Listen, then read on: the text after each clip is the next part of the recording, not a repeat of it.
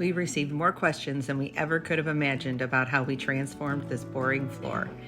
We've updated the video with hopefully all the answers, but if there's more, just go ahead and ask in the comments and we'll try to get the answers for you.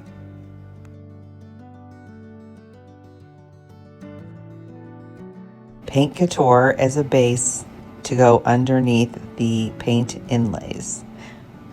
We chose Paint Couture because of its built-in top coat, so we felt it might be a little sturdier to use. Wet paint and double checking the order of the paint inlay, it was time to begin. Paint inlays are a unique product created by the IOD sisters. They are actually paint that you're laying down that releases from the paper and sets into the wet paint. We found, especially with paints with the built-in top coat, we like to go ahead and spray the back side before laying it down. It also helps stretch the paper just that little bit so there's less wrinkles. The brayer helps smooth it out, and then you wet down the back of the paper. Little by little, just worked our way down the line, working just little bits at a time, especially for this first row because I wasn't quite sure how it was going to go, and I needed to get that first row straight because all the other rows were going to depend on it. You can see I didn't do the edge perfect, but the next one was going to be a paint line too, so that's when it would get straightened out.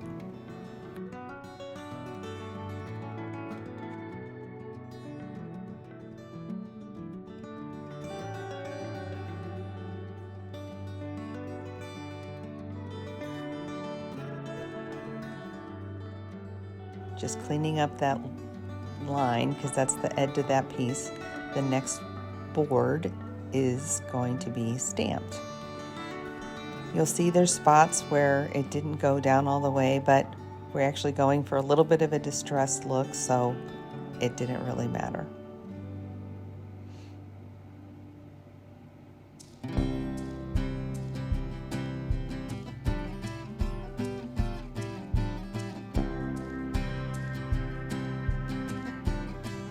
Now here's a little bit of the sped up process because it's just repeating each step multiple times across the floor. Paint, lay down the paper, spray it, let it dry, spray to release, and go on to the next part. Time for more lines. These first rows did take longer than the later ones because it's just figuring out the process and just getting a system down. Don't know if you've noticed out the window, it's getting dark and should have been a sign that I was getting sort of tired and needed to be done, because you'll see there's a few mistakes here that were made. Number one being putting an inlay down upside down. When you do that, you don't get an imprint, you literally just pick up paint.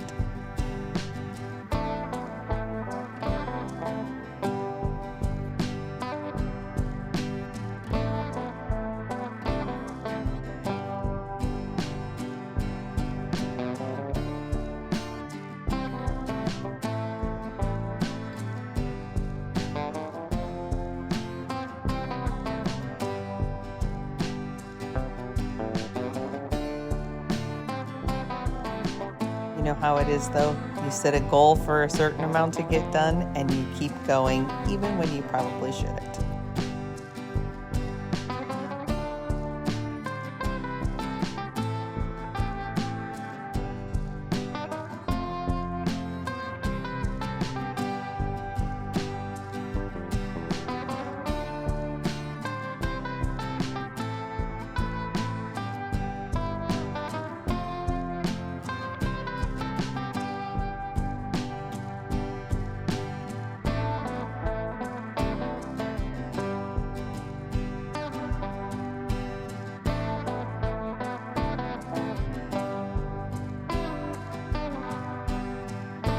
where you'll see what I'm doing is I wanted some of the boards to actually look like just plain painted boards that had the paint started to chip and distress off. So vintage texture stamp, did it just randomly over it for a crackled effect. I didn't want quite the small crackle lines of the crackler section, so we just used these larger crackles.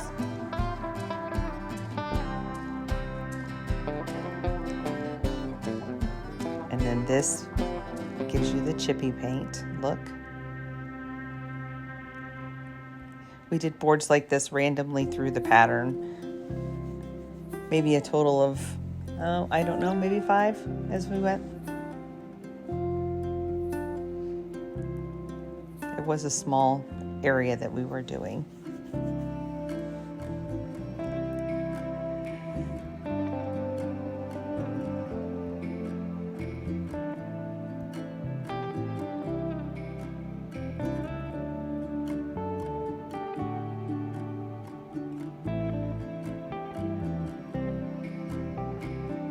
What I'm using on the stamps here is actually the ink. I knew with enough time to dry, it would be fine. The color is actually a custom brown that we had mixed.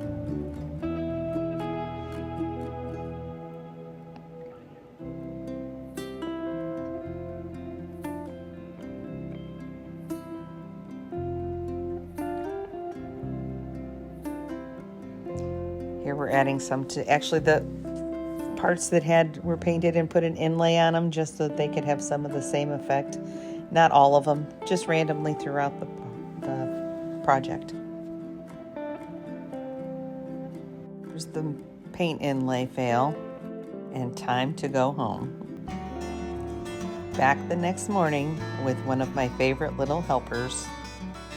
She's pretty good with that mister bottle.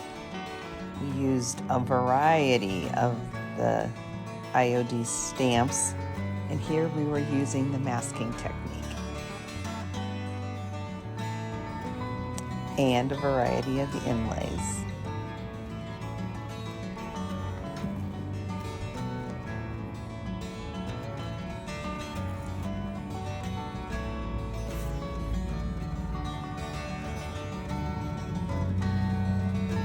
We'll say peeling that paper back and exposing the design that's left behind is a very satisfying thing to do. Just remember, if there's ever tension, you just need to wet that paper a little more because it should pull back nice and smooth, just like you see here.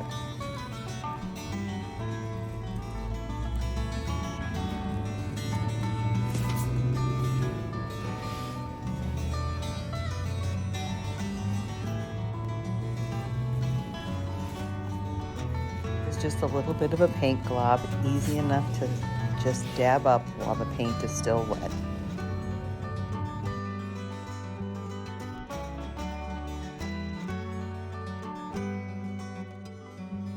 Here we added just a little bit of color with the stamps. In this section we did the green and China blue. Almost done. Just a few more rows to go. For all this work, I definitely wanted a good finish. We decided we would test out the Paint Couture Extreme Guard. This is actually the second layer of top coat. We did the first with the sprayer so that the design would not be disturbed since it stays as an active paint until it is sealed. We decided we wanted 3 top coats. The first, like I said, was the sprayer, and the second 2 were both done with this lambswool applicator. We absolutely loved the way it turned out, and so do the visitors to our shop.